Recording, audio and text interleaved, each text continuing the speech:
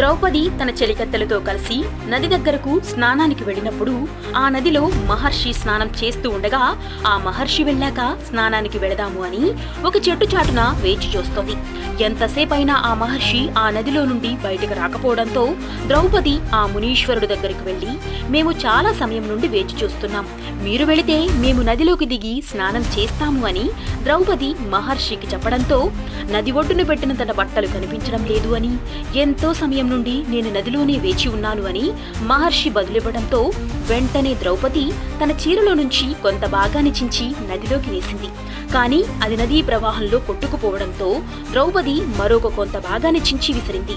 కానీ అది కూడా నదీ ప్రవాహంలో కొట్టుకుపోతుంది.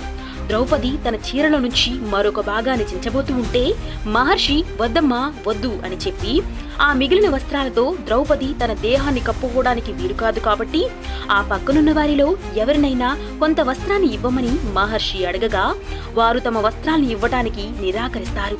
దానితో మహర్షి ద్రౌపది దాతృత్వానికి మెచ్చి, నీకు ఆపద కాలంలో ఆ పరంధాముడే నీకు అండగా ఉంటాడు అని చెప్పి ఆశీర్వదించి అక్కడి నుంచి అంతర్ధానం అయ్యాడు. ఇందులో నీతి ఏమిటి అంటే, మీరు చేసిన సాయం మీకు రెండింతలై తిరిగి వస్తుంది అని అర్థం. ఈ వీడియో నచ్చినట్లయితే లైక్ చేసి సబ్స్క్రైబ్ చేసుకోండి.